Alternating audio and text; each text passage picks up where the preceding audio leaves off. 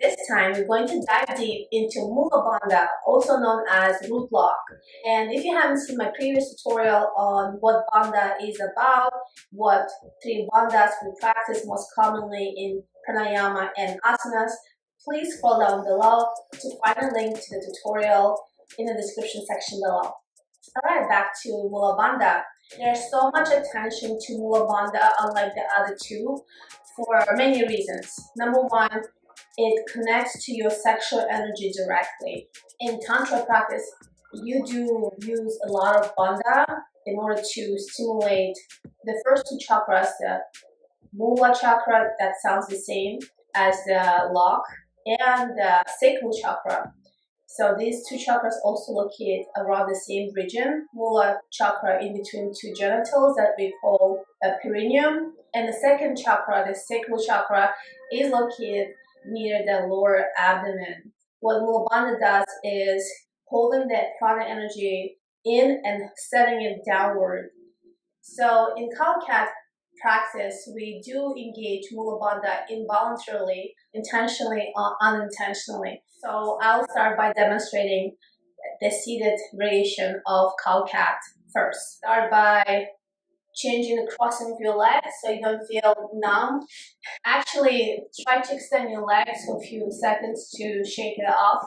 Make sure you're not feeling tightness and stagnation in your legs. Very important to massage yourself or move your legs around. You don't want to feel numb in your legs. Okay. Right, so you're going to switch the crossing of your legs and start by placing your both palms on top of your knees. Press them down as you inhale to send your chest forward and lift it up. So this is cow. You may bring your gaze up toward the ceiling. As you exhale, start to tuck your chin bone down, round your back, and press it backwards this time, creating rounding in your back, shoulders back. So there's a tendency to keep shoulders up. That creates crunch in your neck. You don't want any stiffness, right? So instead of holding your shoulders up, try to move them down along with your back, right? So your back is moving down, your abdomen is moving back. So here, you're rounding your entire spine, creating a round space throughout your spine, which means you are going to squeeze your perineum, engaging the Mula Bandha involuntarily, with or without intention, just like I mentioned earlier. So, inhale, press your chest forward, move your shoulders back, lift your chest, bring your gaze up.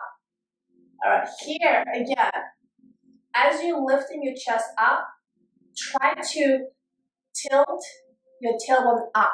That tilting motion most likely activates your Mula Bandha. So for you to see what I'm really showing you on my back, I'm going to sit sideways and demonstrate your seated Kalkat from this perspective. Sit nice and tall. I always suggest my students to sit on the edge of the block to keep the spine straight. So you're going to start in neutral position by holding your spine straight. Tuck your chin back slightly so that there's no pressure in your neck by tilting your head forward. So straight back, chin bone back, palms pressing down on top of your knees. Alright, deep inhale through your nose. Start to press your chest forward, lift your chest up, lift your chin bone up. Maybe drop your head down and hold here. Tailbone pointing out and maybe upwards. So if you're going all the way up with your tailbone, you may have to squeeze your perineum, the Mula Bandha. So depending on to which extent you are sending your tailbone upwards will determine whether or not you are using your Mula Bandha. So this is inhale for cow. As you exhale, start to tuck your chin down and round your back, tailbone pointing inward this time. Now this will engage your Mula Bandha. As you're leaning backwards with your spine and even your shoulders, you're not holding them up, you're moving your shoulders down and back. And this time you are curling your tailbone in by squeezing your perineum, Mula Bandha, and back to the center. So that was a seated cow cat. Let's try the most commonly practiced position for cow cat, which is on your palms and your knees. We call it tabletop. So you're gonna start on your palms and your knees. Keep your palms as wide as your shoulders. Keep your knees as wide as your hips. Start by scanning your entire body. Your fingertips pointing forward. Spread your fingers wide. Shoulders back, flat back. Press the tops of your feet flat into the ground. All right. Keep your neck straight. Look forward or look down, your choice. Same idea. On your inhale, drop your belly down. Lift your chest up. Bring your gaze up. Chin bone lifted.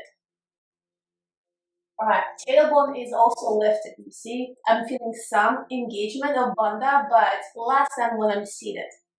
Okay, so this is cow. So I'm feeling less of the bandha engagement when I do the cow cat from the tabletop position, but you may have different experience. So do comment below to share your observations of your body from the tabletop cow cat. All right, so let's see the cat. Right, from cow, exhale, bring your gaze down, drop your chin bone down, start to curl your spine downwards, rounding your back, and bring your head down to look toward your navel. Again, try to not crunch on your neck, shoulders back, and stacked over your wrists, right? Create curl in your back by drawing your tailbone in. I definitely feel engagement of Mula Bandha in cat. Again, you may not feel it, but I doubt it. So in cat, you'll feel the engagement of Mula Bandha. So that was it. Make sure to try the two versions for cow cat and let me know in the comment section below your experiences. Be sure to scroll down below to find two links to my next bandhas or locks, the Uddiyana Bandha or abdominal lock, and the throat lock or Jalandhara Bandha. I hope that you find this tutorial to be useful. If so, please give it a thumbs up. And if you wish to share your progress or have questions on anything specific in this tutorial, please be sure to comment below. I'll see you next time. Namaste.